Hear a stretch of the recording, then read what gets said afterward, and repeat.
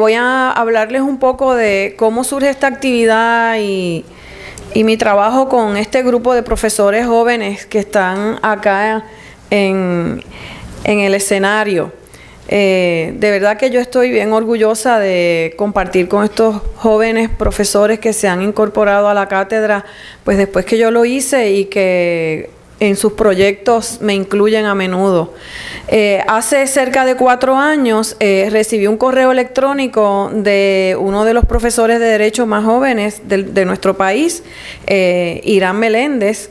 Él pues me invitaba a publicar ideas, comentarios, análisis, reflexiones sobre los casos del Tribunal Supremo, sobre la legislación, en un blog que él iba a crear, a establecer para profesores de Derecho.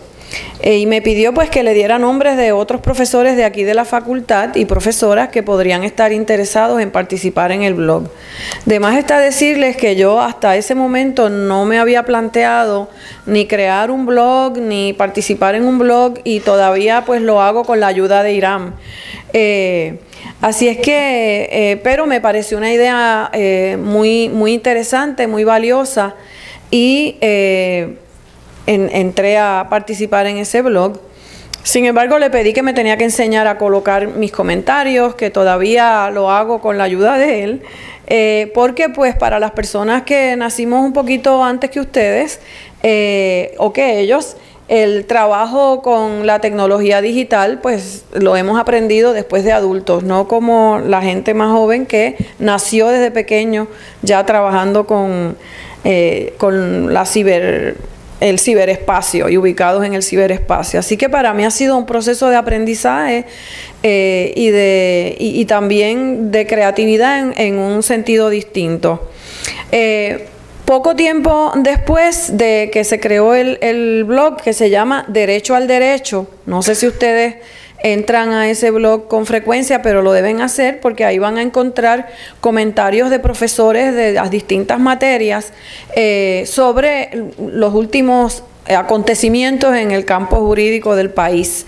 Pues en otra ocasión Irán me llamó y me envió otro correo electrónico pidiéndome un comentario sobre el caso Pueblo versus Flores Flores, que como ustedes saben es el caso en el que el Tribunal Supremo le niega protección a una señora que había sufrido un ataque, un abuso por parte de su pareja, de hecho, y que mientras el Tribunal Supremo le negó la protección de la ley de violencia doméstica porque ella estaba casada con otra persona al momento de sostener la relación con el abusador.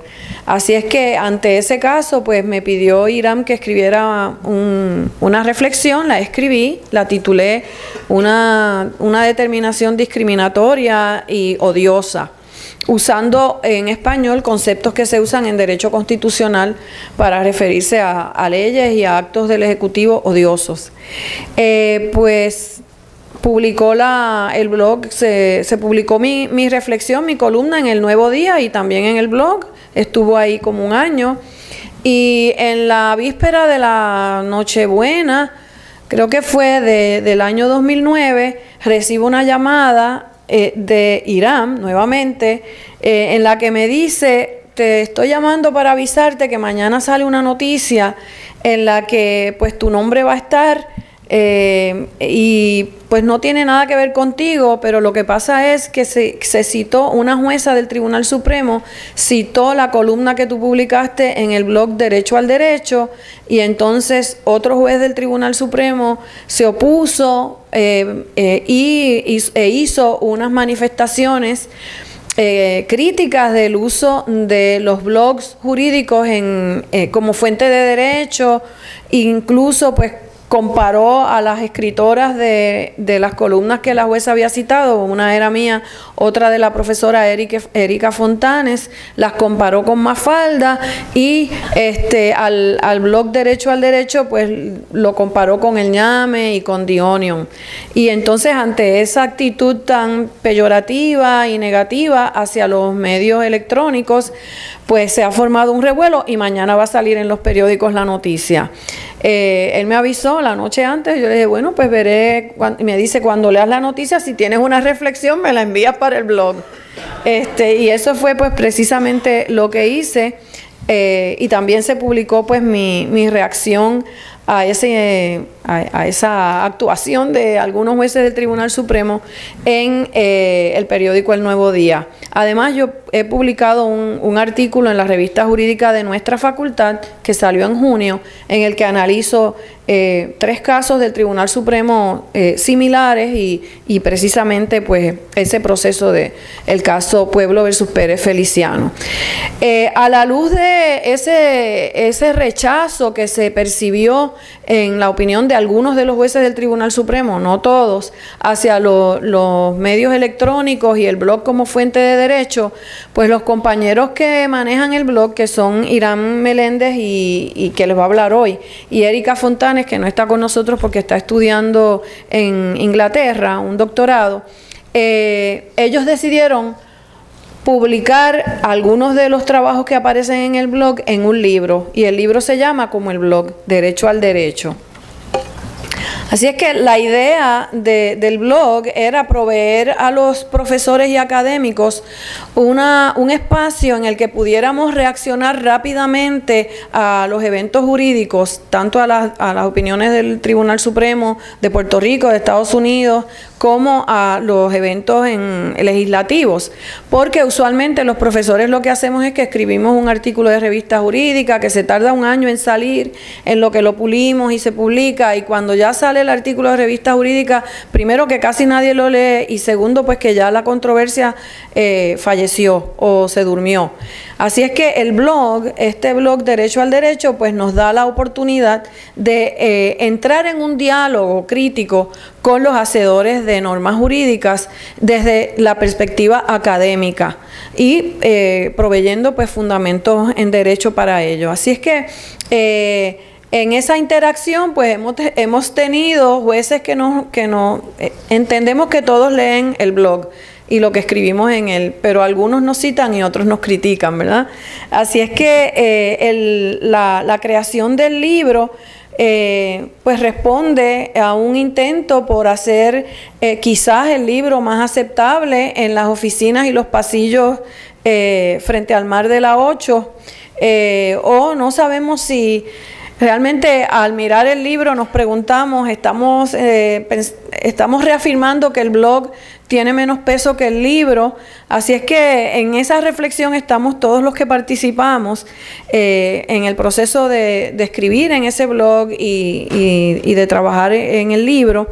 Y pues decidimos presentar el libro acá en la facultad, pero darle un giro a la presentación y traer a nuestros profesores del curso de investigación para hablar sobre el blog jurídico como fuente de derecho.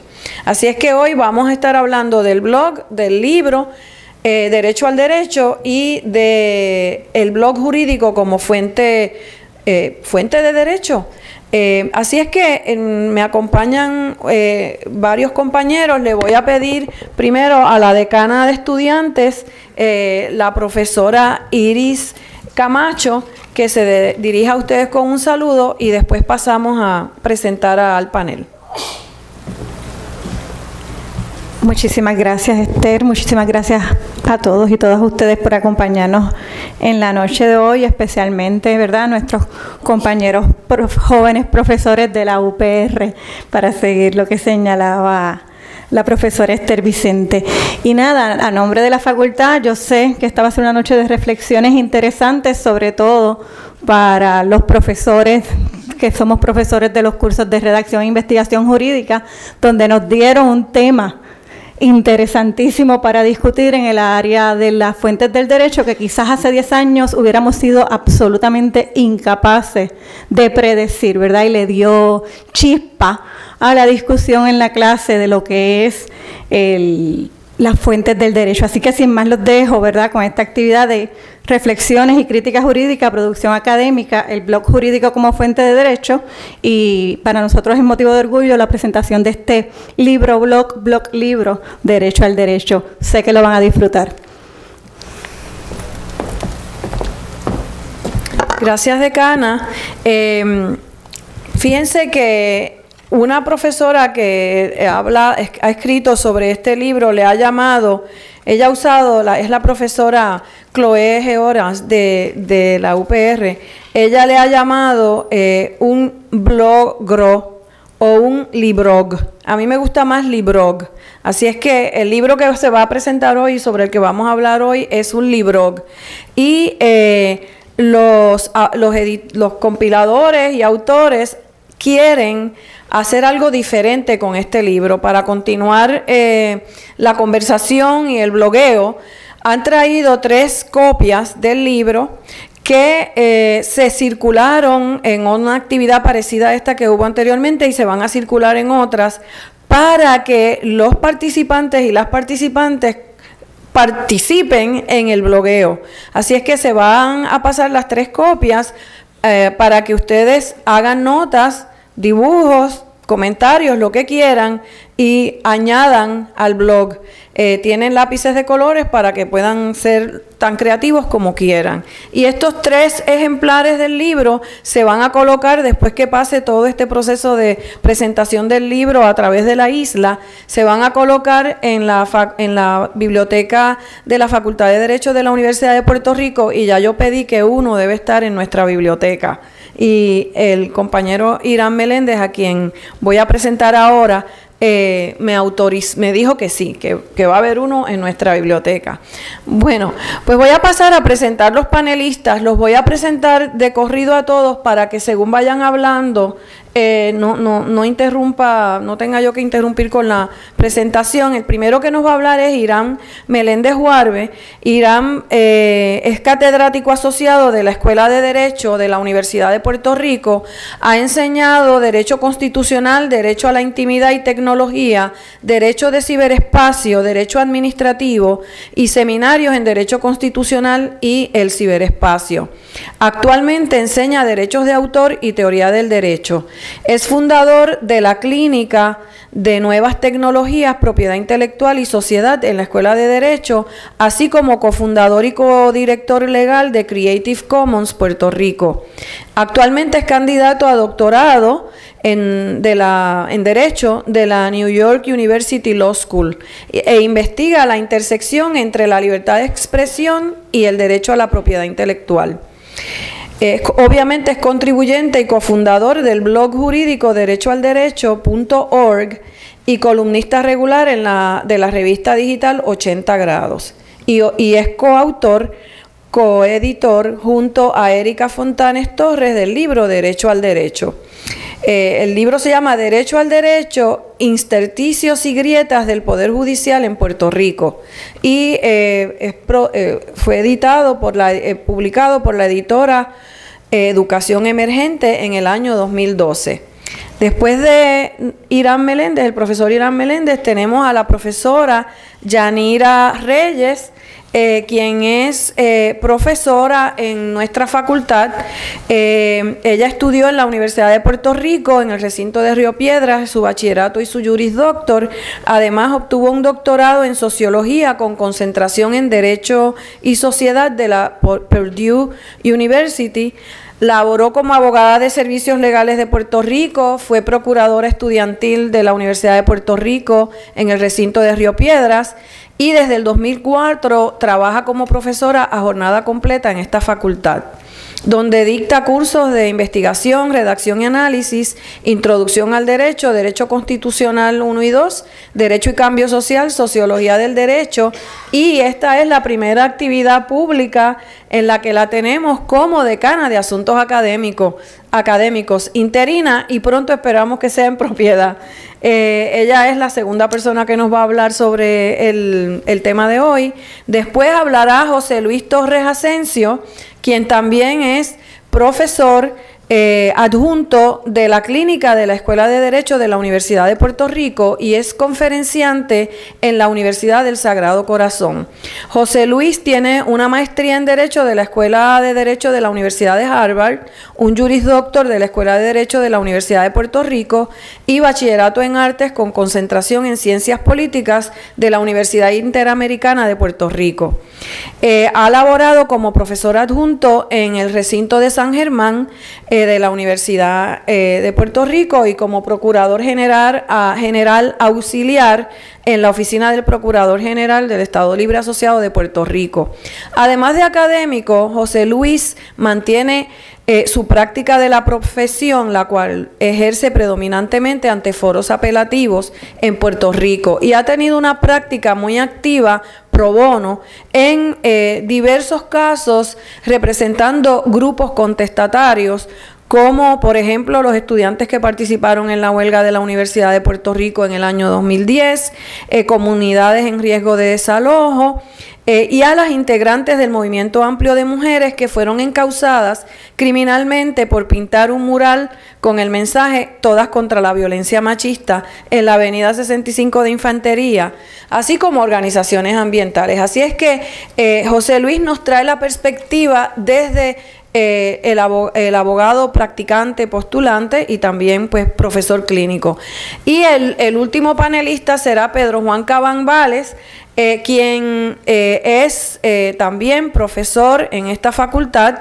El profesor Cabán estudió periodismo y derecho en la Universidad de Puerto Rico y obtuvo el título, un título de doctorado de la Universidad Complutense de España.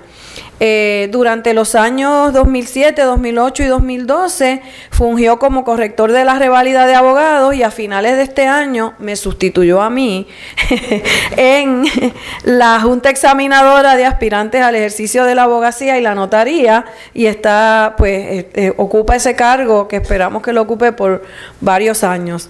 Entre los escritos que ha publicado el compañero Cabán Vales está La responsabilidad civil por vicios de la construcción en España y Puerto Rico, y enseña en nuestro recinto el curso de investigación, análisis y redacción, y a él le dimos el tema más duro de la noche, que es explicarnos el uso del blog jurídico como fuente de derecho y los avances que ha habido en ese ámbito. Así es que sin más, los dejo con Irán Meléndez y después cada uno de los panelistas continuará la presentación.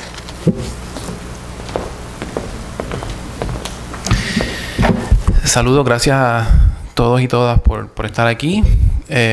Gracias a los colegas y las colegas de la Universidad Interamericana, de la Facultad de Derecho, por esta invitación y esta oportunidad de poder hablar sobre el trabajo y poder reflexionar junto a ustedes y junto a los amigos y amigas sobre el trabajo también.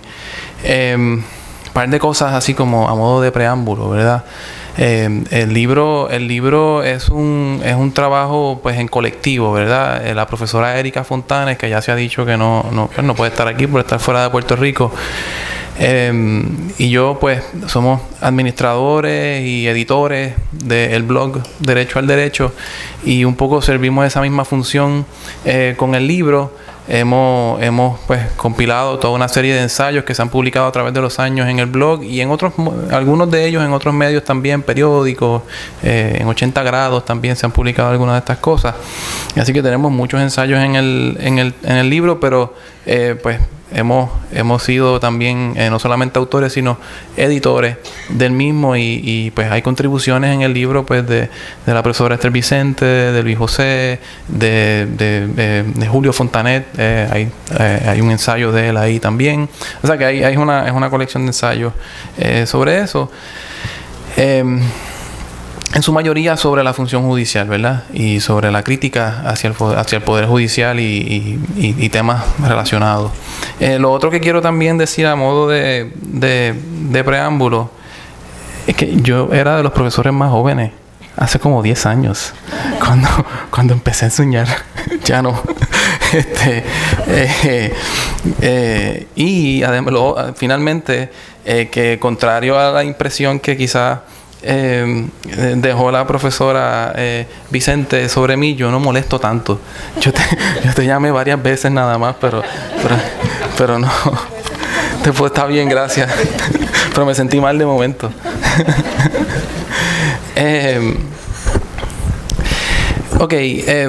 Y lo que yo quiero hacer en estos breves minutos, porque realmente queremos ser relativamente breves cada uno, es un poco hablar principalmente sobre el proyecto Derecho al Derecho, su génesis y demás, un poco también para dar contexto a la reflexión.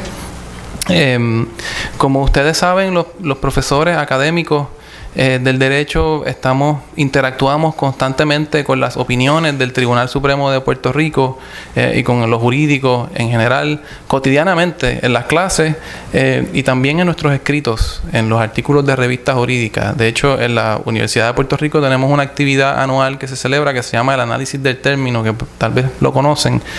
Es una actividad pública en la que los profesores pues realizan conferencias evaluando las opiniones del Tribunal Supremo de ese año anterior, y de esas conferencias pues salen unos escritos que se publican en las revistas jurídicas. Así que en cierta medida lo que estamos haciendo, por lo menos en lo que tiene que ver con la crítica hacia el Tribunal Supremo y a la institución y a los temas jurídicos que se manejan en la rama judicial, lo llevamos haciendo pues es parte de lo que hacemos por año, ¿verdad? Claro, como también señalaba la profesora, esa dinámica tiene sus limitaciones, algunas de ellas estructurales, de tiempo. Las revistas jurídicas toman mucho tiempo en sacar los artículos, porque es natural que sea así, etcétera. Y una de las cosas que produce estas transformaciones en la tecnología de publicación, que es la Internet, y como consecuencia, pues, el surgimiento de mecanismos como los blogs y cosas así.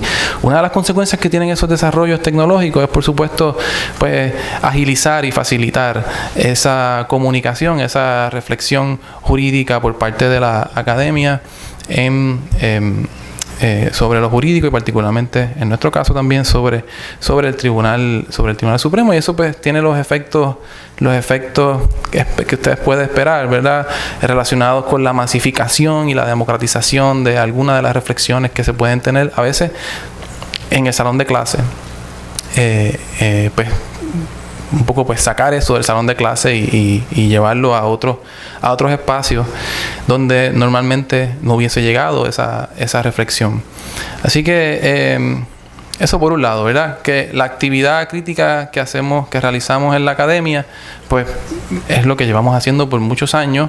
Lo que contribuye este entorno digital es que se masifica un poco esa reflexión y se puede producir en términos más ligeros, ¿verdad?, más rápidos, y reaccionar inmediatamente a los acontecimientos según se van desarrollando. Ahora, el blog como tal, este blog, ¿verdad?, el blog Derecho al Derecho, nace en el año 2008, y ya, por lo menos yo había estado explorando con los blogs antes de eso, como mucha gente. O sea, y ustedes pueden ver académicos, profesores que tienen sus blogs y sus páginas y escriben sobre las cosas que les interesan. Pero el blog como un espacio dedicado exclusivamente a conversar sobre lo jurídico nace en el año 2008, particularmente luego de la opinión del Tribunal Supremo en el caso INRE Sánchez Ramos. No sé si ustedes conocen ese evento jurídico, pero pues es una opinión del tribunal en la que se le presenta al tribunal una queja, un procedimiento disciplinario por expresiones que había realizado el entonces secretario de Justicia sobre el resultado de un caso muy famoso sobre la pensión del exgobernador Rosselló. ¿Se acuerdan de eso? Que cuando, pues, tras el desenlace de ese caso, en algún momento esa persona dijo, el secretario de Justicia dijo, bueno, pues esto demuestra que en Puerto Rico hay dos varas, ¿verdad? Hay un sistema de dos varas de justicia. No me acuerdo exactamente cuál es la frase, pero eso generó ese caso que llegó al Tribunal Supremo, y a pesar de que no se le sancionó, ¿verdad?, no se le suspendió ni nada por el estilo, sí hay unos enunciados muy fuertes por parte del tribunal, un poco pues regañando al secretario de Justicia por haber hablado en esos términos con relación al Tribunal Supremo, en lo que para muchas personas, y para mí y para la profesora Fontanes también fue, eso constituyó una amenaza muy velada ¿verdad?, en torno a lo que pueden ser las consecuencias de que miembros de la profesión legal se expresen duramente y críticamente sobre el desempeño de la rama judicial. Eso nos pareció inaceptable. Y lo que hicimos en respuesta a esa opinión del Tribunal Supremo fue abrir un blog para hablar sobre el Tribunal Supremo y hacer precisamente eso que se nos estaba diciendo que mal hecho, entre comillas, puede conllevar a, pues, va a estar siendo observado por el Tribunal Supremo y puede conllevar sanciones disciplinarias. Y en parte yo me siento muy orgulloso de ese momento, porque yo tengo la impresión de que uno de los resultados de este blog, después de que nació y continuamos escribiendo sobre el Tribunal Supremo en ese medio, en términos también sumamente críticos, uno de los resultados de ese blog, y eso se puede ver de las discusiones que se tienen en los ensayos y demás por los diferentes participantes y los contribuyentes, uno de esos resultados es que yo creo que se limitó o se canalizó esa opinión del Tribunal Supremo en Inrede Sánchez Ramos, y me gustaría pensar que contribuimos a que no tuviese un alcance mayor, ¿verdad? Precisamente porque hemos contribuido a crear una cultura de conversación y discusión crítica sobre el tribunal, partiendo de la premisa de que con eso no van a haber consecuencias disciplinarias, como en algún momento se anunció tenuemente en esa opinión del Tribunal Supremo. Así que eso pues, creo que es parte de lo que hemos tratado de hacer ahí. Otros detonantes importantes que contribuyeron al desarrollo del blog, pues evidentemente los acontecimientos recientes en el tribunal. O sea, la composición del tribunal cambió dramáticamente en los últimos años. En el cuatrenio pasado, eso lo sabemos todos, no solamente por las vacantes que se llenaron, sino por la manera en que se llenaron las vacantes y por la manera en que se aumentó la composición y se llenaron esas vacantes, ¿no? En procesos que han dejado mucho que desear sobre la manera en que se atiende el tema del nombramiento de jueces hacia el Tribunal Supremo, y nosotros pues, tuvimos una participación muy activa en este proceso, por lo menos en todo lo que es la blogósfera y todo eso, ¿no? Eso como a modo de trasfondo en cuanto al blog. Como libro, ya luego de casi 4 años de actividad constante en el blog, tuvimos una reunión que algunas personas de los que estamos aquí estuvimos presentes. Mirta Morales estaba allí, tú no estabas, tú tampoco estabas, pero estaba Mirta. Tú estabas en el país porque fue en Costa Rica, en una actividad, luego de la reunión del 2011 del CELA, que es una conferencia anual que algunos participamos. Luego de esa actividad, pues un grupo de colegas nos reunimos a hablar sobre diferentes cosas y concluimos que ya el blog tenía suficiente material agrupado en ciertas áreas temáticas que justificaban pues recopilar este material, tematizarlo, preparar una introducción, escribir material nuevo, etcétera, y eso es lo que hicimos. Y eso fue ya para el 2011. Entonces el libro tiene varios, pues, tiene unos capítulos. Como digo, pues los ensayos están organizados por diferentes temas. Los temas generales que trabaja el libro y los capítulos tienen que ver con, número 1, la crítica al Poder Judicial; número 2, la legitimidad del Poder Judicial, del ejercicio del Poder Judicial; tercero, la democracia y procesos deliberativos en aquellas instancias particulares relacionadas con el nombramiento de jueces y demás; y finalmente temas relacionados con la profesión legal. Quiero decir algo bien, salirme del rol de crear como dije, ¿no? Mi función aquí, por lo menos en esta intervención, principalmente es crear un contexto, un trasfondo para la discusión, pero quiero contribuir a algo bien particular antes de terminar, y es en este tema relacionado con la crítica al Poder Judicial. Puede decirse mucho sobre la importancia de la crítica, y lo hacemos en el blog y demás. Uno de los obstáculos tal vez que uno encuentra para que se desarrolle una dinámica vigorosa de crítica y de deliberación en torno al ejercicio del Poder Judicial, uno de los obstáculos tiene que ver principalmente con la propia profesión legal. Y eso es algo que quizás podemos hablar más adelante también durante la discusión. Por diferentes razones, eso he encontrado que es así. Pero a veces también uno encuentra como académico del derecho otra serie de obstáculos que no tienen que ver y que son hasta cierto punto casi invisibles. Otra serie de obstáculos que tienen que ver con la dinámica misma de la crítica hacia el Poder Judicial dentro de la academia. Y en ese sentido, lo que quiero plantear es que la crítica al Poder Judicial es fundamental, es importante por razones que podemos seguir discutiendo. Muchas de ellas tienen que ver con precisamente la capacidad que debe tener la ciudadanía para evaluar el desempeño de todos sus funcionarios públicos, incluyendo la judicatura, pero que esa crítica va a encontrar problemas y obstáculos, ¿no?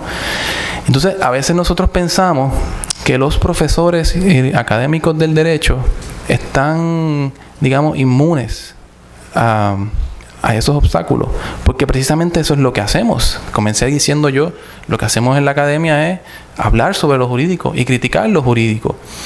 Lo que he encontrado es que eso, si bien es cierto, tiene sus límites, y los académicos en muchas ocasiones se autolimitan. Y tiene que ver, tal vez tiene algo que ver con la idea de que Bourdieu habla de esta noción de el campo jurídico, y quizás su profesora de sociología del derecho puede abundar sobre eso, como este espacio en lo social que está repleto de toda una serie de prácticas y discursos, ¿verdad?, sobre lo jurídico. Y en ese campo jurídico ocurre algo bien peculiar. Ese campo jurídico que está constituido por los abogados, los profesores, los estudiantes, los jueces, los legisladores, etcétera, y la ciudadanía en la medida en que reproduce el discurso jurídico y demás. En ese campo jurídico ocurre algo muy peculiar que a mí a veces me gusta concebirlo como una especie de aspiradora. Y es que todas las controversias sociales y políticas de determinada sociedad se chupan por ese campo jurídico, ¿verdad? Se traen y se convierten y se racionalizan en el lenguaje jurídico. Y los profesores jurídicos, los profesores de derecho, tenemos una función muy particular que jugar en ese proceso de racionalizar las controversias políticas y sociales y como que despolitizarlas para convertirlas en problemas legales. Piensen, por ejemplo, en el caso reciente de la adopción, ¿verdad? Hay un drama humano, un drama político importante que sufren miles de personas en Puerto Rico y fuera de Puerto Rico. Hay controversias sobre valores fundamentales que son contradictorios al punto de que no se pueden reconciliar. Para muchas personas, pues, el valor de la familia tradicional, etcétera, específicamente concebida de determinada manera, pues es el pilar de toda sociedad. Para otras personas, pues, hay otros valores que son igual de importantes y poderosos, etcétera. Esas son controversias sociales y políticas. Entran a esta maquinaria que es el derecho Y de momento son controversias que se traducen en problemas sobre separación de poderes, ¿verdad? O sobre el significado de la frase en el artículo 2 de la Constitución de Puerto Rico, ¿verdad? ¿Qué quiere decir el discrimen por sexo? O si el discrimen por orientación sexual está incluido en esa cajita que es el artículo 2, etcétera. O sea, ustedes pueden ver, ustedes comprenden el problema. Entonces, los profesores, y eso pasa en esa controversia como un ejemplo, ¿no? Los profesores miramos los problemas jurídicos, miramos las decisiones de los tribunales y concebimos que parte de nuestra función es entender esas decisiones y escribir sobre ellas para explicarlas lo mejor posible. A veces para criticarlas, pero las criticamos dentro de las claves de lo que es lo jurídico, de lo que entendemos es lo jurídico. Hay tal doctrina, X o Y doctrina, y el tribunal se equivocó porque la aplicó mal en esta instancia y debió haber hecho esta otra cosa, etcétera. Aunque sea para criticarlo, lo hacemos todo dentro de los parámetros de lo que es lo jurídico. Y muy rara vez, es muy rara la ocasión en la que decidimos cuestionar esas decisiones de los tribunales y esa actividad por esos tribunales bajo términos que no son los jurídicos. Y en el proceso terminamos, aunque sea desde la crítica, legitimando el ejercicio del poder judicial, porque participamos de una actividad que en todo momento parte de la premisa de que lo que están haciendo los tribunales es derecho y no política. Y eso a veces no nos damos cuenta, pero lo hacemos los académicos todo el tiempo. Entonces, uno puede plantear, y quizás es medio arriesgado hacer la generalización, ¿verdad? Y se me está acabando el tiempo porque veo a Esther aquí al lado mío. Uno puede generalizar, a veces pecar de generalización, pero quiero plantear que existe como una especie de pacto secreto y no articulado entre la academia y los tribunales. Es una especie de pacto de legitimación recíproca en el que nosotros hablamos sobre el tribunal en términos que, aunque sea para criticarle, se hace dentro de unas premisas que validan el ejercicio de su poder. Aunque se equivoque, pues discrepamos, ese tipo de cosas, pero todo dentro de los parámetros de lo que pensamos que es lo jurídico. Y digo que son dinámicas de legitimación recíproca, porque parte de la consecuencia de eso es que nosotros somos reconocidos institucionalmente como participantes legítimos de esa actividad. Entonces los jueces, en sus opiniones, nos citan, escribimos un artículo de revista, etcétera, pues cuando viene la oportunidad, pues te citan porque eres una autoridad legítima, ¿verdad?, en ese asunto. A veces, pues, mencionaban aquí ahorita, pues te nombran como parte de una comisión importante en la rama judicial, o te llaman para hablar sobre determinado asunto porque eres una autoridad en tal tema y los periódicos te reconocen y por eso es que te entrevistan y en la radio hablas y todo ese tipo de cosas.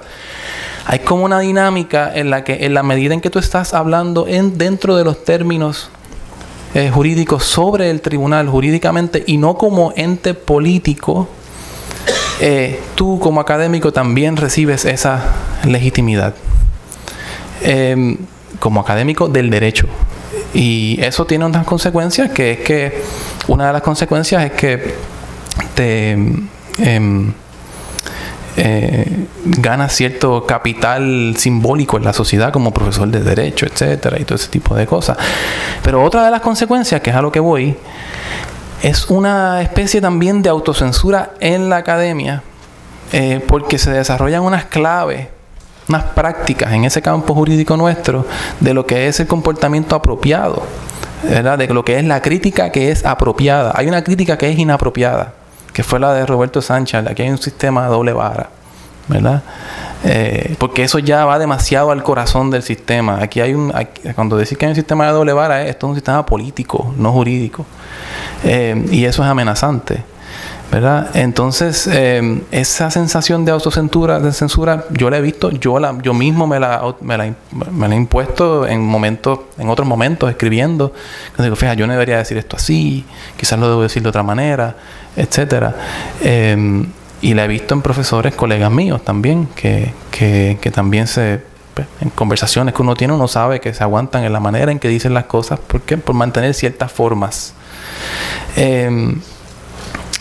Sin querer, y con esto termino, perdón, el libro Derecho al Derecho, sus ensayos y demás, no se escribieron con esa intención, ¿verdad? Son un grupo de profesores escribiendo sobre la dinámica jurídica críticamente, pero en retrospectiva y pues tras reflexionar un poco sobre el trabajo y la manera en que ha sido recibido, etcétera, pues me siento que hemos contribuido a romper ese pacto un poco en la academia, y espero que podamos seguir en esa dirección.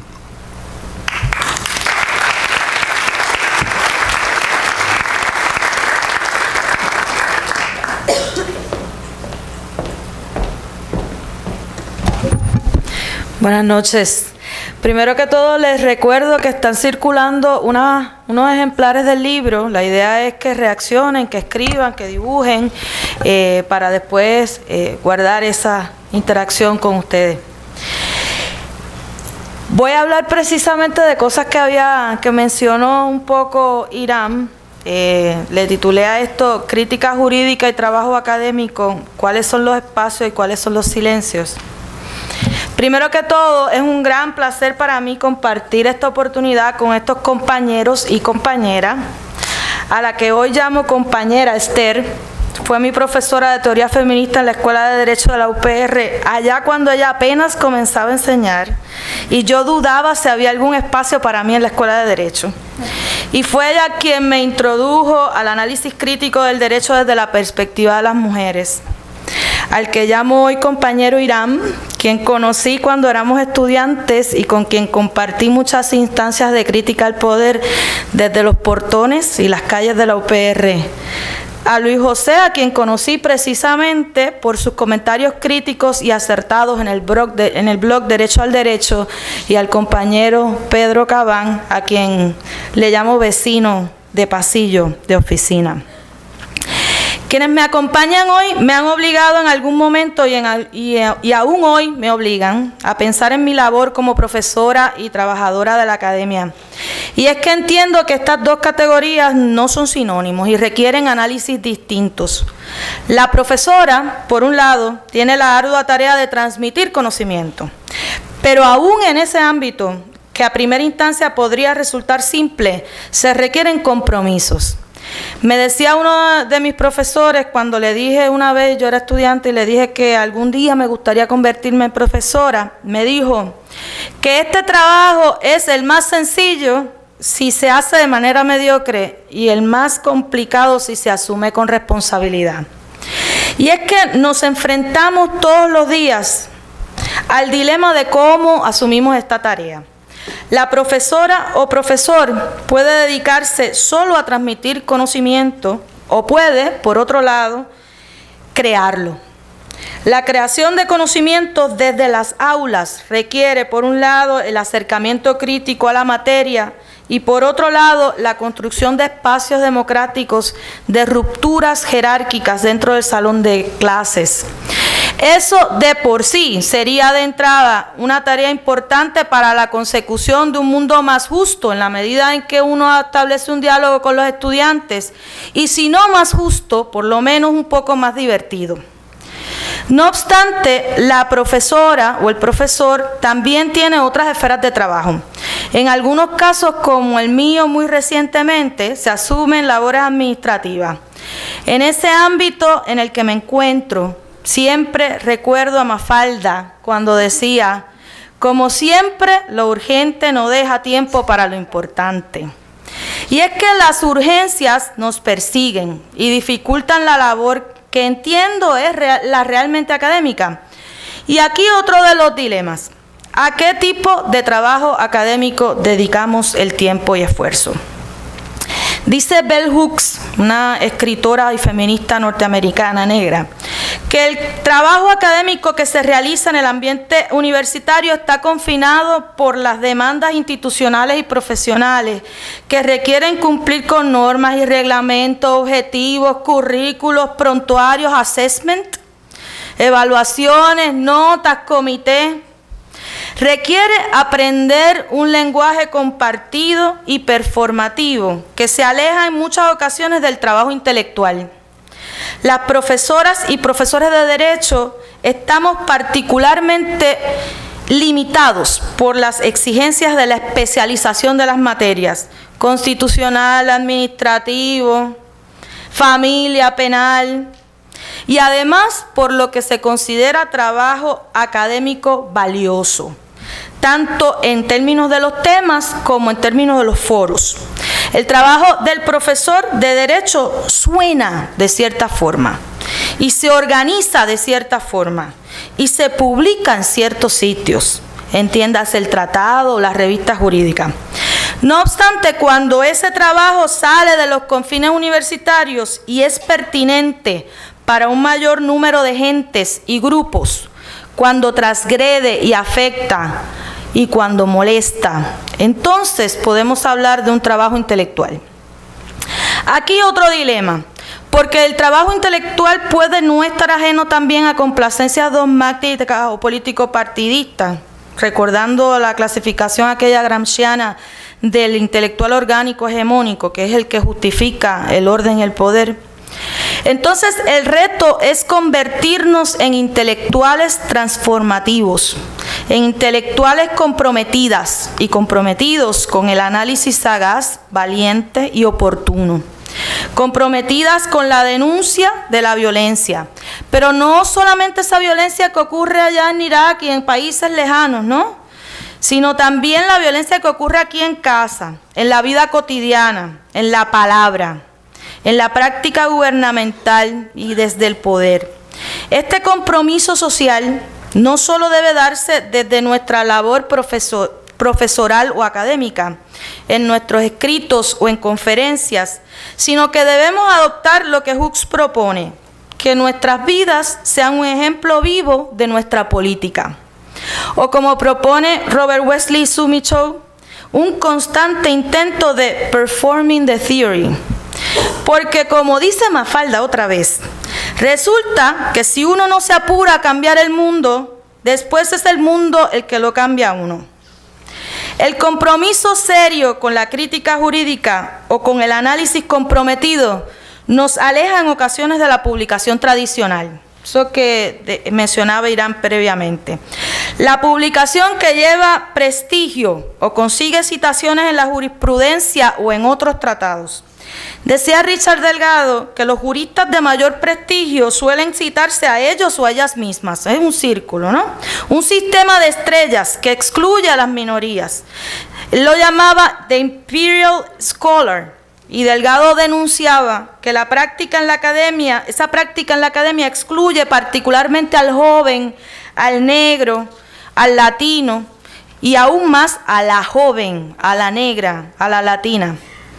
Ese mismo análisis se puede hacer también del escrito que cuestiona en vez de describir, que propone en vez de reiterar. En esa coyuntura, el espacio provisto por esfuerzos como Derecho al Derecho brinda al escritor joven, a la académica crítica o aquel o aquella que inventa teorías, un espacio, una grieta, un intersticio, como dice el libro, yo digo un chance, un respiro. La vigencia de este espacio se verifica en sus páginas también, que a su vez cobran permanencia en el libro. La crítica atrevida al número de jueces, al poder judicial alejado de la justicia, al ataque a derechos humanos básicos, la reflexión sobre la función social de las abogadas y los abogados, encuentra tierra fértil en Derecho al Derecho. Y digo tierra fértil y no nicho o fosa, porque la versatilidad del blog expande la interacción de quien escribe con el que lee, quien se convierte en parte misma del escrito, incorporando sus comentarios y en sus comentarios saberes que aumentan la oferta inicial del escrito. Lo que escribe Derrida cuando decía: toda práctica social pasa por textos y todo texto es en sí mismo una práctica social, adquiere significado particular en este contexto. Derecho al derecho nos ofrece espacios y también nos reta. Reta las maneras clásicas, por no decir anticuadas, no sé si son anticuadas, pero a lo mejor, de transmitir ideas. Rompe con las estructuras aisladas y que aíslan. Incorpora la crítica a la forma misma y nos compromete con el escrito al invitar al lector a incluirse en el escrito. Permite un diálogo antes insospechado que cuestiona y reta las fuentes clásicas del derecho. De eso nos va a hablar Pedro ahorita. Pero la resistencia, en este caso, solidifica, diría yo, el intento de ruptura. Como pasó con la compañera Esther, que lo comentó al principio, a propósito de Mafalda, profesora Mafalda, porque ella escribió una respuesta que se llama así, quien es citada, y aquí les voy a contar el cuento completo. El juez, ella es citada por una jueza del Tribunal Supremo por su columna en el blog, y a esa citación responde el juez Martínez, y cito: no se hace referencia al historial legítimo del estatuto, en cambio se hace referencia al blog derechoalderecho.com para aseverar que la decisión que este tribunal emitió hace 9 meses es odiosa y discriminatoria. Solo faltó citar las frases de Mafalda, y ahí cita todohistorietas.com. En fin, tal parece que debíamos ignorar el derecho aplicable para en su lugar recoger las opiniones de algunos cibernautas. Cierro la cita. Eso fue el juez asociado Martínez en su opinión de conformidad en el caso Pueblo versus Pérez Feliciano del 2011. Yo, por mi cuenta, propongo citar al blog y citar a Mafalda también. Publicar en la revista y publicar en el blog. Criticar la norma injusta e inventarnos otra nueva. Gracias.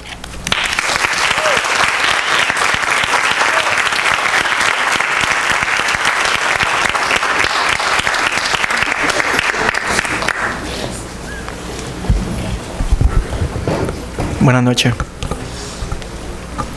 Esto que comenzó, esta práctica que comenzó el profesor Irán Meléndez de hacer como una especie de preámbulo, me gustó, así que voy a tomarme la libertad de hacerlo. Lo primero es que, para contextualizar, y especialmente ahora que la profesora Yanira Reyes ha hecho referencia a que fue estudiante de Esther Vicente, y para que tomen en consideración las expresiones de Irán sobre cuán joven es, yo fui estudiante del profesor Irán Meléndez. Él fue mi profesor de Derecho Administrativo y también lo fue el profesor Pedro Cabán Vales. Tomamos la primera y la segunda clase que ofreció Irán en la Universidad de Puerto Rico. Así que estamos aquí en calidad de exdiscípulos también de Irán. Y de hecho, y aquí tenemos en la audiencia a la profesora Mirta Morales, de quien también fuimos estudiantes en la Escuela de Derecho de la Universidad de Puerto Rico. La segunda precisión que quiero hacer es que cuando la profesora Vicente me presentó, hizo mención de algunos casos en los que yo he trabajado. Fui abogado de los estudiantes en la huelga del OPR, en algunos casos ambientales, el caso del mural del Movimiento Amplio de Mujeres. Todos esos casos se perdieron en el tribunal. Así que es importante que tomen eso en consideración a la hora de valorar ¿verdad? Mis palabras durante la noche de hoy. De hecho, yo doy seminarios sobre práctica apelativa y particularmente prácticas del Tribunal Supremo de Puerto Rico, y empiezo todos los seminarios con ese caveat para los abogados. Tengan cuidado con lo que les puedo decir. Puedo ayudar a que pierdan su próximo caso.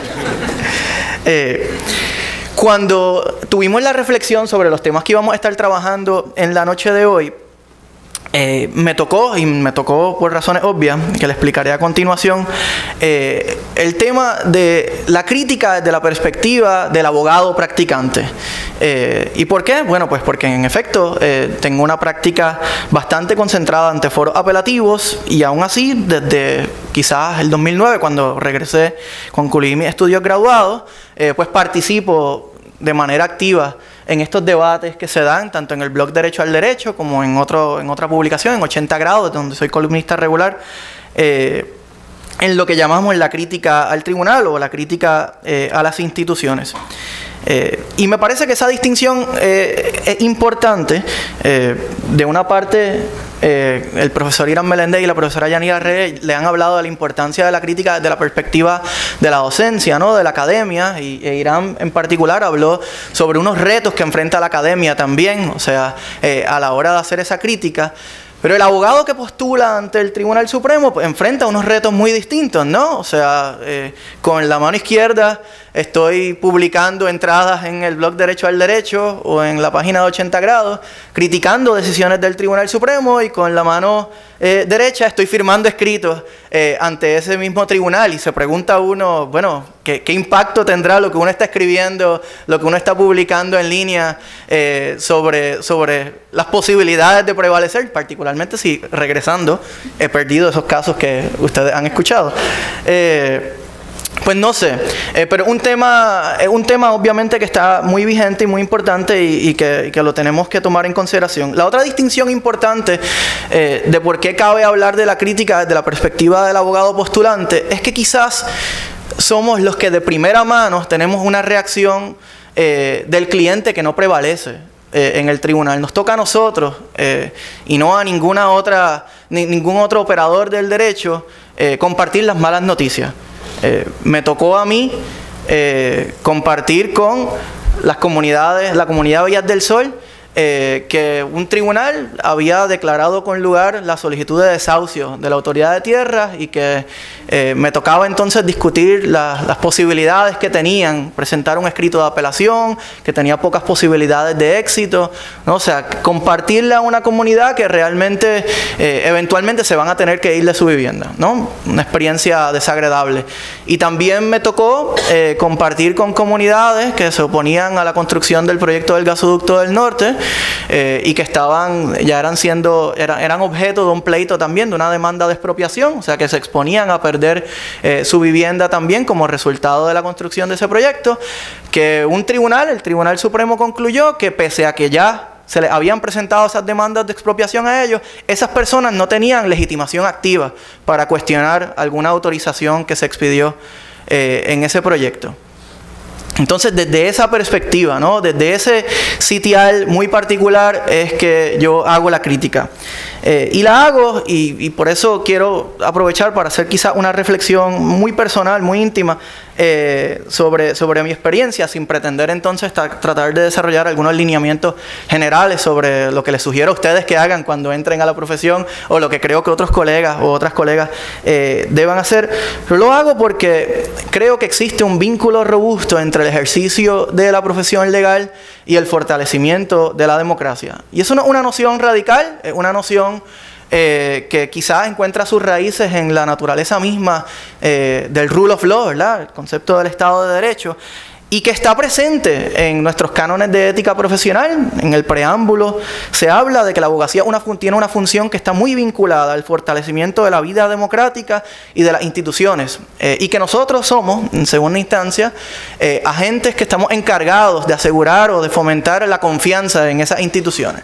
Entonces, cuando se genera algún debate, cuando se genera alguna discusión en donde se critica alguna opinión del Tribunal Supremo o alguna decisión de algún foro inferior, con mucha frecuencia se escucha o se hace alusión al estribillo de que los abogados somos funcionarios del tribunal también, y que tenemos que tener cuidado a la hora de criticar porque podemos estar incurriendo en conducta antiética.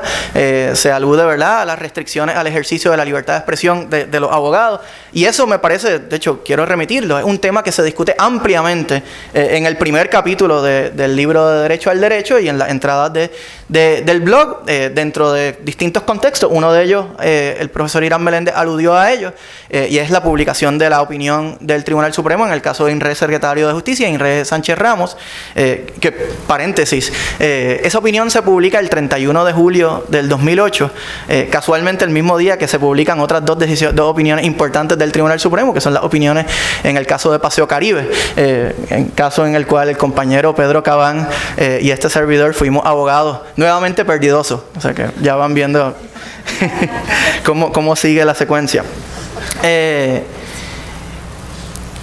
La profesora Vicente habló que una de mis primeras experiencias en la profesión fue como abogado en la oficina del Procurador General. Y esa es una oficina que quizás hasta ayer o hoy muy pocas personas conocían a lo que se dedica y tiene una función muy importante en el ordenamiento. Digo que hasta ayer o hoy porque acaba de salir una noticia de que la actual Procuradora General, la licenciada Margarita Mercado, presentó una moción ante el Tribunal Supremo en el caso de Ex parte AR, allanándose a la solicitud de reconsideración que presentó la pareja peticionando la solicitud de adopción y pues recomendándole al tribunal que reconsidere su opinión del Tribunal Supremo, algo que por supuesto pues los que estamos aquí celebramos.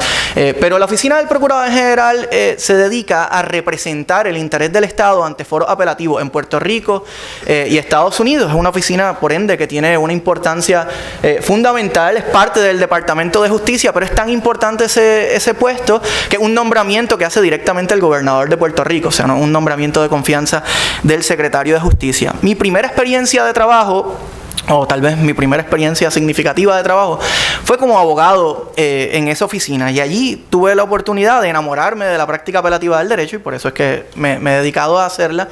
Pero segundo, de experimentar de primera mano lo que es el litigio ante el Tribunal Supremo. Y mi reflexión comienza, ya le he dicho, ya quizás han escuchado la segunda parte de la historia en donde salido de la oficina del Procurador General, pues me he dedicado a representar intereses que no han resultado prevalecidos ante ese tribunal. En el Procurador General, sin embargo, con excepción de esos 2 casos de Paseo Caribe, todo lo que llevaba el Tribunal Supremo y todo lo que se litigó ante el Tribunal Supremo prevaleció. Entonces eso a mí me provoca, ¿no? Me inquieta. O sea, ¿a qué se debe eso? ¿A qué se debe que el abogado que representa los intereses del Estado tiene grandes posibilidades de prevalecer y en casi todos los casos lo hace, y el abogado de la práctica privada, particularmente el que adelanta causas de interés público, no las tiene? Quizás eso se debe a que he perdido mis destrezas de litigio del antes o después. O quizás es que, en efecto, y sin perjuicio de cualquier proceso ético que se me pueda presentar, en efecto existe alguna doble vara en el ordenamiento. Me parece que estamos en un momento muy crucial en términos de el rol del abogado o la abogada como elemento agrandador de la democracia. En tiempos recientes, los tribunales han comenzado a cerrar distintos espacios en donde normalmente incide la ciudadanía, en procesos administrativos, en procesos judiciales, en procesos ante la Asamblea Legislativa. Y uno se enfrenta entonces ante la pregunta, particularmente cuando uno es defensor, ¿no?, de muchas de las partes que no prevalecen en esos casos, ¿cómo no criticar estos desarrollos? ¿Cómo no plantearle al tribunal de la necesidad de desarrollar o integrar a su jurisprudencia una visión mucho más abarcadora de la democracia? Y en ese sentido estamos haciendo algo no muy distinto a lo que hacemos los abogados que trabajamos en los temas de derecho ambiental. Existe esta figura de impacto acumulativo, ¿no? La necesidad de sopesar o estudiar el impacto acumulado que tiene, el impacto que tiene la acumulación de distintas decisiones o distintas actuaciones. En el caso ambiental se trata a la hora de evaluar un proyecto, el impacto que tiene no solo ese proyecto, sino ese proyecto sumado a todos los otros proyectos que están planificados para la zona en la que se planifica construir. Pues el abogado practicante, el abogado que es fiel a su función ligada al agrandamiento, ¿no?, de la democracia, debe ejercer ese rol, ¿no?, crítico. Plantearle al tribunal las consecuencias, ¿no?, de estar constantemente cerrando espacios, constantemente aplicando una balanza desigual en la administración de la justicia. Ahora bien, La crítica del tribunal, sea desde la academia o desde la perspectiva del abogado practicante, debe también tener otros elementos, ¿no? Y yo quisiera destacar unos cuantos. El primero, obviamente, es la necesidad de ser riguroso, independientemente del medio que se utilice. En ocasiones, y ya hemos hablado en varias instancias, de la versatilidad, ¿no?, que tiene el blog, que tiene el espacio cibernético para generar contenido en corto tiempo, ¿verdad? A diferencia quizás de la publicación de artículos de revistas jurídicas que se toman algún tiempo en lo que se genera esa discusión. Eso no puede ser, por supuesto, a espaldas del rigor en el análisis, y por ende, pues no todo el mundo lo puede hacer, y no solo no todo el mundo lo puede hacer, sino que se debe hacer en el momento en el que uno se sienta preparado para ello. Lo segundo es que los abogados nos tenemos que replantear nuestro rol en el trabajo, particularmente en el trabajo en pos de causas contestatarias, como mencionó la profesora Vicente. Por muchos años en Puerto Rico, la profesión legal ha estado orientada al ejercicio del litigio como herramienta en pos del cambio social. La reflexión quizás que hago en algunas de las entradas que me publicaron en el libro y en otros escritos que hemos desarrollado, es que un tribunal que está constantemente cerrando los espacios es un tribunal también que está lanzando una advertencia y que amerita y está provocando que los abogados nos replanteemos si el tribunal es el espacio apropiado para estar adelantando todos nuestros reclamos justicieros, o si por el contrario debemos pensarnos incidiendo en otros espacios, como en la legislatura, en las manifestaciones públicas, ¿no? Etcétera. Vinculado a eso también, el abogado debe plantearse si la centralidad del litigio es obra también del hecho de que en el juicio o en los tribunales nosotros los abogados y las abogadas jugamos un rol central, mientras que en otros espacios de trabajo en pos de causas como las que hemos hablado, los clientes, o sea, las personas que adelantan estos reclamos son realmente los protagonistas. Si vinculamos, como les dije desde el principio, el tema de agrandar la democracia al ejercicio de la profesión legal, quizás deberíamos pensar también, reflexionar sobre la necesidad de dar visibilidad, dar mayor visibilidad a estas voces marginadas, a estas voces invisibilizadas por nuestro sistema político. Y el último elemento que quisiera destacar sobre el tema del vínculo entre la abogacía y el ejercicio y el agrandamiento de la democracia es que la crítica a las instituciones también debe venir acompañada de un buen sentido de autocrítica, y que todo el tiempo debemos estar cuestionándonos también, como me parece que hacemos, la manera en la que incidimos, en la manera en la que participamos en todos estos espacios. Y eso requiere, pues, regresar al asunto de plantearnos, ¿no?, cómo los abogados participamos como agentes de cambio social. Así que nada, los dejo ahí. Muchas gracias.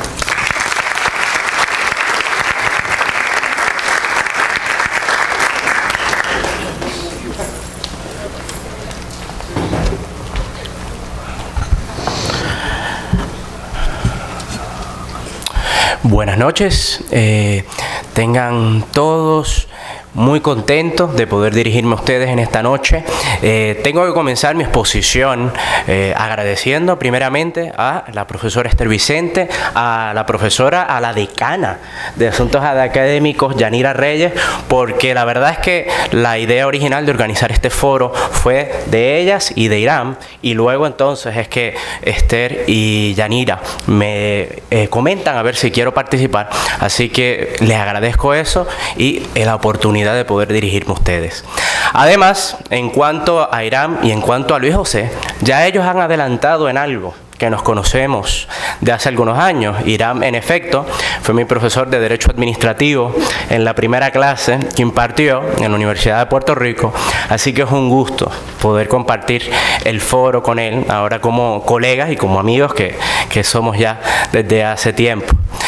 Finalmente, con Luis José, como él muy bien indicó, laboramos juntos como procuradores generales auxiliares en el Departamento de Justicia, compartimos Paseo Caribe, entre otros casos.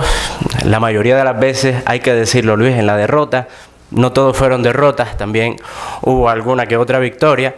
Pero además nos conocemos desde mucho antes, cuando ambos formamos parte de la Junta Editora del volumen 73 de la Revista Jurídica de la Universidad de Puerto Rico. Así que nuevamente un placer estar formar parte de este panel y poder dirigirme a ustedes. El tema sobre el que voy a exponer unas breves reflexiones es el blog como fuente jurídica. ¿Para qué se puede utilizar el blog? Sobre todo, ¿para qué se ha utilizado? Vamos a examinar cómo han reaccionado los tribunales a este tipo de fuente y qué utilización le ha dado, qué efecto, si alguno, ha tenido en la resolución de los casos. Para organizar la exposición empezaremos hablando un poco sobre la teoría de las fuentes jurídicas. Por favor, no se asuste, profesor, otra vez, ya lo dijo en el salón y también ahora en la conferencia. Vamos a discutir un poco sobre esa teoría de las fuentes. Posteriormente, vamos a ubicar el blog dentro de esas categorías de las fuentes, dando algún ejemplo de blogs y para qué se han utilizado. Seguidamente, vamos a discutir algunas decisiones judiciales que han citado este tipo de fuentes jurídicas. Luego vamos a hacer un poco la comparativa en lo que se puede hacer, porque es muy dispar la cantidad de decisiones que hay en Estados Unidos y en Puerto Rico sobre este particular, pero vamos a hacer alguna reflexión comparativa. Y finalmente vamos a, un poco, volviendo al inicio, examinar esa teoría de las fuentes y aplicarla entonces al blog, a ver cuánto de la teoría general o la teoría más clásica subsiste y qué de ella entonces ha quedado descartado o anacrónico. Bueno, comenzamos entonces. Como sabemos todos, las fuentes de derecho, ya sea en su medio bibliográfico o en soporte electrónico, pueden ser clasificadas conforme a 3 categorías básicas. Rápidamente, las fuentes primarias, las secundarias y las fuentes de búsqueda. Como es conocido, las fuentes primarias exponen el contenido de las normas jurídicas que, y aquí es lo importante, resultan vinculantes u obligatorias en una jurisdicción particular. Además, dentro de ese elenco de fuentes vinculantes en jurisdicciones como la nuestra, en que las decisiones del foro de más alta jerarquía son vinculantes, tenemos que tener particular atención a la jurisprudencia, aunque fuera como una fuente de carácter indirecto. En cuanto a las fuentes secundarias, y aquí en cuanto a fuentes secundarias ya podemos adelantar, es que radica mucho del rol, aunque no el único, que han desempeñado los blogs. Nos referimos con este vocablo a los comentarios, los análisis, las explicaciones y las críticas que la doctrina científica, es decir, los autores o estudiosos del derecho, sean los que estamos en la academia, sean los que se dedican predominantemente al ejercicio profesional de la profesión en los tribunales, valga la redundancia, pero que todos se dedican al estudio profundo del derecho. Y aquí estamos entonces ante unas fuentes a las que se les conoce a menudo como fuentes persuasivas, ya que contrario a las primarias, su contenido no resulta vinculante o mandatorio. El valor de las fuentes secundarias, podemos decir, citando al profesor Gorrín Peralta, radica en que ayudan a entender mejor el significado del derecho vigente, evalúan su adecuación a la luz de la problemática social a la que pretende responder el ordenamiento y proponen interpretaciones y modificaciones que resultan más adecuadas.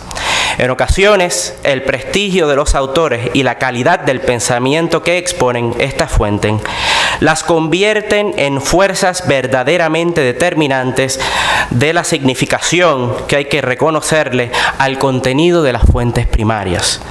En otras ocasiones más frecuentes, la importancia de estas fuentes se reduce, aunque siempre resultan de utilidad para uno familiarizarse con algún campo nuevo del cual se tiene poca experiencia. Cierro la cita. Finalmente, en cuanto a este recuento breve de la categoría de las fuentes, tenemos las fuentes de búsqueda, que por su parte, como son aquellas que sirven para localizar fuentes primarias o secundarias, y pueden constituir catálogos, bibliografías, índices, digestos o citarios estructurados más o menos sistemáticamente para poder localizar esas fuentes. Hay que tener en cuenta también que en cuanto a estas fuentes de derecho, vamos a tener lo que se conocen como fuentes mixtas, las cuales desempeñan dos o más de las funciones que hemos descrito. Así, por ejemplo, nos referimos a fuentes que, además de contener los comentarios o críticas del autor a alguna fuente primaria, contienen el texto íntegro de esa norma vinculante y contienen además abundantes referencias a escritos de otros autores, lo cual le confiere atributos de esas otras fuentes. Bueno, ¿y dónde ubicamos a los blogs dentro de este esquema? Como han mencionado algunos de los compañeros y compañeras que han hablado antes, estamos ante una fuente, ante un medio de comunicación muy importante, que es versátil, es decir, tiene una variedad de potenciales que lo van a ubicar en más de una categoría. El blog, en principio, por supuesto, como sabemos, es un sitio web que incluye a modo de diario personal de su autor, autores, autoras, contenidos de interés actualizados con frecuencia y a menudo también comentados por lectores. Fíjese que estamos entonces siempre ante una fuente en soporte electrónico. Eso, en términos de la teoría de las fuentes, ya sabemos que nos impone una distinción en términos de la deslocalización de las fuentes, es decir, no hay fronteras, usted puede acceder a contenidos, puede acceder al blog de un profesor, lo mismo de España que de Estados Unidos o cualquier otro lugar, y por supuesto usted tiene que estar consciente de eso para determinar el valor que pueda tener esa fuente. Si estamos hablando del comentario de una fuente en Puerto Rico o si meramente estamos hablando de derecho comparado que pueda servir solamente para ilustrar, pero que no necesariamente va a tener un mayor valor persuasivo. Un elemento importante adicional que hay que tener en cuenta en cuanto al soporte electrónico, al medio electrónico, es que como no tiene las limitaciones geográficas que tiene otro tipo de medio, además no tiene serias limitaciones económicas en un sentido como lo tienen los libros por los costes de publicación, y por eso se ha dicho, incluso en la teoría más clásica sobre la libertad de expresión, los medios de comunicación de Internet y los blogs son parte de esto, sobrepasan o trascienden aquel aforismo que utilizaban los teóricos de los medios de comunicación que decían: la libertad de prensa es para todo aquel que sea dueño de una prensa. El blog, por supuesto, rompe, digamos, con este, entre comillas, monopolio informativo, monopolio de la información, posibilita entonces esos espacios de los que estaban hablando, de crítica, de análisis, pero además nos encontramos en que ese medio tiene otra característica que es fundamental, y a esto también aludía Hiram en su exposición. También es importante por la rapidez. Este medio permite que se reaccione a las decisiones judiciales tan pronto son publicadas electrónicamente. Permite muy rápidamente, y vamos a ver varios ejemplos de esto en Estados Unidos, algunos de ellos con consecuencias poco menos que vergonzosas para el tribunal comentado, permiten publicar una reacción inclusive antes de que la decisión sea final y firme. Por lo tanto, a lo mejor el comentario publicado en un blog podría afectar o al menos estar ya publicado antes de que el tribunal resuelva esa reconsideración. Ahora bien, Decía y me refería a la versatilidad del medio de comunicación porque ofrece muchísimas posibilidades. No estamos hablando ya meramente de la fuente secundaria en términos de criticar, sino como fuente de búsqueda. Tenemos muchos blogs en España, en Estados Unidos, que sirven como un índice de búsqueda, tanto para otros blogs como para que usted pueda ver lo que antes daban los servicios, antes y todavía daban los servicios de avanzada, que son blogs indicándole a usted, mire, esta decisión ha salido, aquí tiene el texto o le da un resumen. Bueno, a pesar de esta versatilidad, ciertamente muchos de los blogs que han venido saliendo en estos tiempos se han dedicado a la función por excelencia de la fuente secundaria, esa crítica, ese análisis que debe tener esas características que comentábamos antes en las citas que hicimos del profesor Gorrín. Muy interesante, ya hay varios artículos de revistas jurídicas en Estados Unidos, por ejemplo, hablando de los blogs como uno de los nuevos tipos de fuentes secundarias, algunos de ellos, bueno, profetizando, inclusive en el futuro, si no la muerte, el grave menoscabo de las revistas jurídicas, como ya lo conocemos en el día de hoy. Y inclusive ya va generando esto su nuevo lenguaje. Por ejemplo, algunos autores, si uno quiere hacer búsqueda de blogs legales, pues usted no dice meramente blog, sino que si el blog es de derecho, lo escribiría B-L-A-W-G, es decir, jugando entonces con la sinonimia fonética del vocablo ley, L-A-W, y la manera en que usualmente se escribe esa palabra. Por supuesto, antes de lanzarnos a ver entonces esa utilización que han hecho algunos tribunales sobre este tipo de fuentes, hay que reiterar que algunos principios de los que hemos venido hablando no se alteran, es decir, como toda fuente secundaria, la utilidad y pertinencia de la información contenida en este tipo de fuente dependerá, en principio, del prestigio de los autores, de la calidad del pensamiento expuesto en esas fuentes y, por supuesto, de la actualidad de esas aportaciones. En el caso del blog de Derecho al Derecho, por supuesto, por eso es que estamos haciendo la actividad aquí, la solvencia profesional de las personas que han escrito en él no admite duda alguna por las excelentes credenciales académicas y profesionales que tienen todos ellos y que me honro en compartir el escenario y ser compañeros de profesión. Pues muy bien. Vamos a ver esos blogs, esa fuente, cómo se ha ido entonces desempeñando.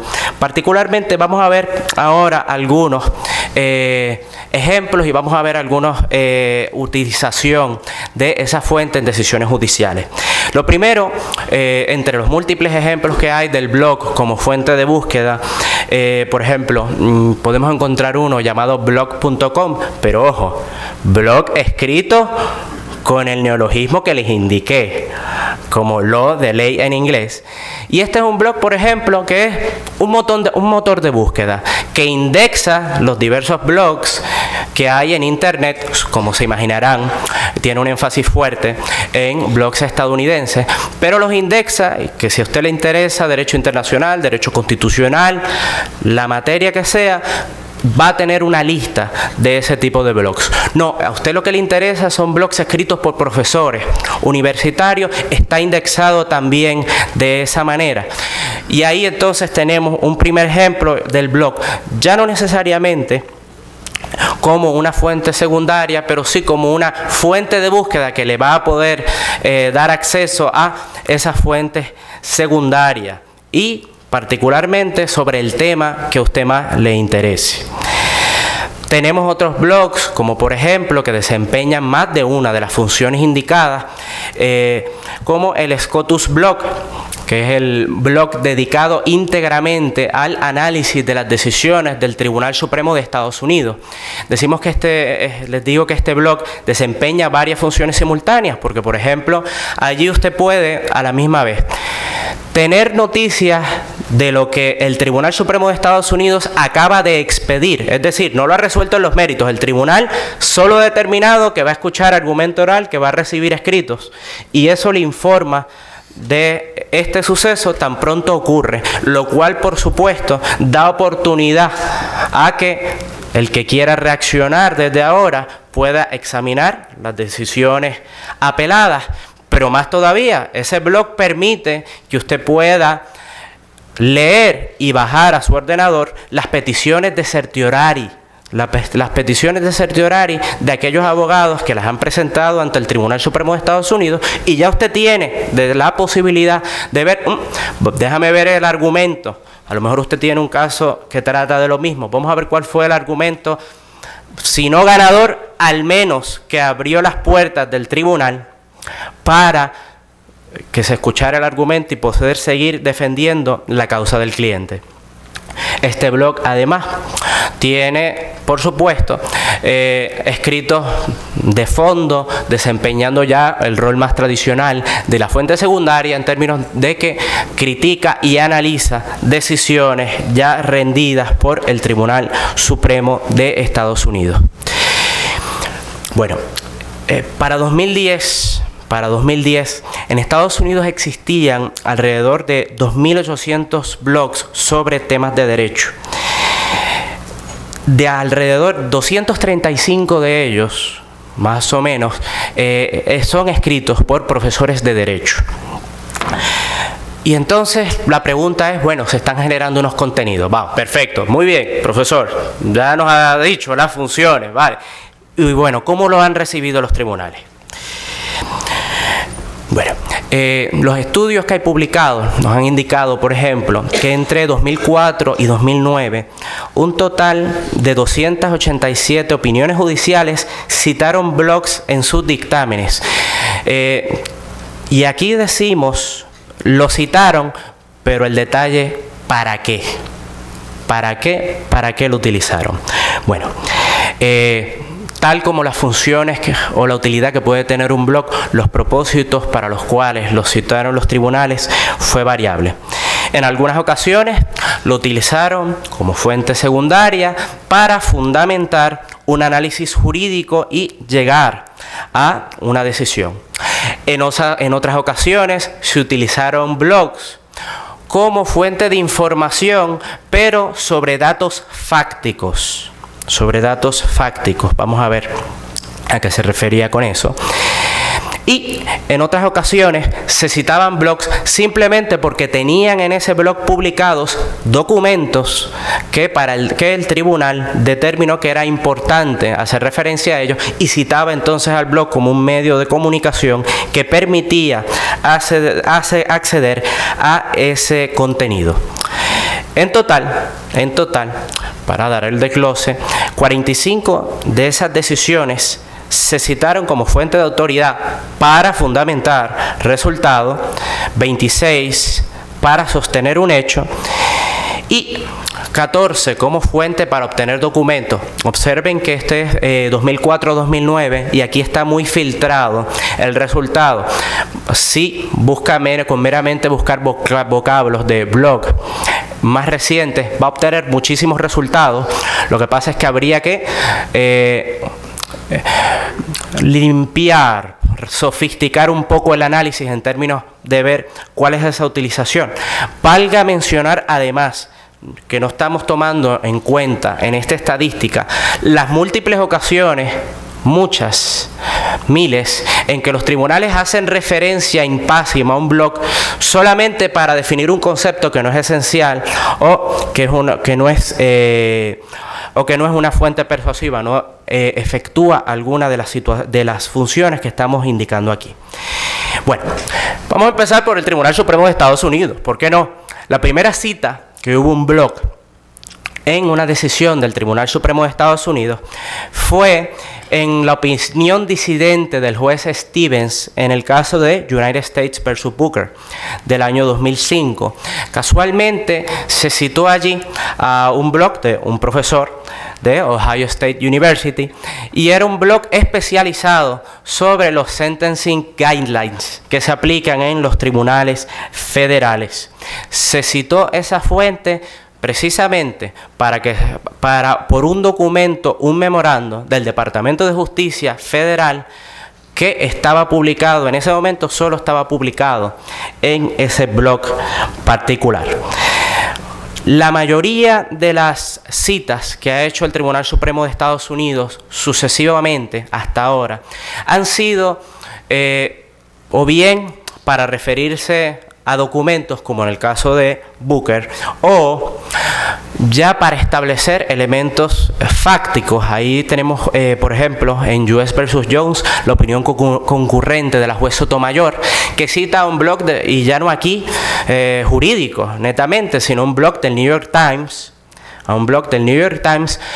para referirse a los efectos que podría tener una decisión. Era un caso que trataba de procedimiento criminal y la juez Sotomayor se refería entonces a unas encuestas que se habían hecho y el recelo que tienen los consumidores o tenían los consumidores que se utilizaran sus smartphones como métodos para espiarles. La juez Sotomayor entonces utilizaba ese elemento fáctico contenido en ese blog como base para un argumento en favor de su concurrencia, es decir, de acuerdo a lo que decidió el tribunal. Recientemente también hemos tenido referencias a blogs en las opiniones del Tribunal Supremo de Estados Unidos en una vena similar, por ejemplo, en National Federation of Independent Business versus Sibelius del año 2012, en este caso la juez Ginsburg concurriendo. Ahora bien, resulta curioso que probablemente la publicación en un blog que más repercusiones ha tenido en una decisión del Tribunal Supremo de Estados Unidos es un post en un blog el cual no fue citado en la decisión, sin embargo tuvo un gran impacto. Nos estamos refiriendo al caso de Supreme Court Case of Kennedy versus Louisiana. Era un caso que trataba sobre la pena de muerte según aplicada en casos de violación de menores. Se determina en ese caso que era un castigo cruel e inusitado. Bueno, la cuestión es que en ese caso el Tribunal Supremo de Estados Unidos, tanto la opinión de mayoría como en las disidentes, se hacía una aseveración. Decían que no había ninguna ley federal que permitiera la imposición de la pena de muerte por la violación de un niño. Ya ustedes saben lo que pasó, ya lo saben. Unos días después de que fue publicada la opinión, un abogado especialista en derecho militar que tenía un blog dedicado a esa materia, reseña lo que decidió el Tribunal Supremo de Estados Unidos y dijo: el tribunal está erróneo. En efecto, en las disposiciones que aplican a las cortes militares sí hay pena de muerte para aquellos que incurran en la violación de infantes. Luego, es muy interesante, un poco anecdótico, pero no me resisto a contarles la anécdota. Ese post en el blog lo leyó otro abogado que se dedicaba a casos militares y resulta que la esposa de ese abogado era la periodista del New York Times que se dedicaba a cubrir el Tribunal Supremo de Estados Unidos. Exacto, por supuesto. Una noticia del New York Times refiriéndose a cómo el Tribunal Supremo de Estados Unidos, todos sus jueces, mayoría y disidentes, se habían equivocado, no habían encontrado el caso. Lo que es peor, ninguno de los abogados de las partes había identificado esa disposición estatutaria, ni tampoco la oficina del Procurador General. Por supuesto, la noticia no nos dice si el oficial jurídico conservó su trabajo allí en el Tribunal Supremo de Estados Unidos. Eso sería interesante. Además está decir que utilizando en parte este argumento, los abogados de la parte perdidosa solicitaron reconsideración, aunque a final de cuentas el tribunal se reiteró en su dictamen original. Digo, y por supuesto, si alguien lo está buscando o si lo busca después, el fallo o el gazapo, el error, no aparece en la decisión publicada en US. Como fue tan rápido la reacción en el blog, pues se ocuparon de arreglarlo antes de que saliera publicada esa decisión. Bueno, y entonces en la parte final, en la coda, no quiero prolongarme demasiado más. Sin embargo, sí hay que hacer referencia a que hay múltiples decisiones de tribunales de circuito y tribunales de distrito, mayormente federales, pero también estatales, que utilizan blogs como fuente de autoridad para sus decisiones. De hecho, curiosamente, y siguiendo entonces con la vena de ese primer blog que fue citado por el Tribunal Supremo de Estados Unidos sobre el tema de los Sentencing Guidelines, por ejemplo, en United States versus Johnson del año 2004, un caso de distrito, se utiliza las expresiones de ese profesor en el blog. ¿Por qué? Porque tan pronto se decidió el caso de Booker, el profesor reaccionó y dijo, no, esta norma va a tener los siguientes problemas, por lo tanto no se debe interpretar los efectos de esta decisión, al menos no de una manera muy liberal. Y el Tribunal de Distrito se hace eco de esa reflexión para entonces resolver el caso de conformidad con lo que se posaba en esa fuente jurídica. De hecho, aquí hay varias decisiones, nuevamente, tanto de las Cortes de Circuito como de las Cortes de Distrito, citando algunos de esos blogs y utilizándolo como fuente secundaria. Eso me lleva a otra reflexión que profundizaré en el turno al respecto, pero una idea que Irán hizo gran hincapié en ella, como también otros de los compañeros y compañeras, en términos de la rapidez, la posibilidad que usted tiene, usted profesor de Derecho o abogado practicante que conoce mucho de los temas, de decirle al tribunal rápidamente qué podría estar mal con esa decisión, a qué hay que observar sus efectos y, por supuesto, servir de guía también para las cortes de menor jerarquía en términos de la aplicación de ese nuevo precedente. Les había adelantado que comparativamente la cantidad de decisiones era muy dispar en los tribunales de Puerto Rico. Bueno, pues por supuesto tenemos una referencia a un blog la cual ha sido comentada ampliamente en las Cortes de Apelaciones, al menos de momento. Los comentarios usualmente ya es en otro tipo de contextos, no necesariamente utilizando el blog como una fuente de autoridad. Bueno, nada, finalizo mi intervención hasta ahora, seguimos hablando.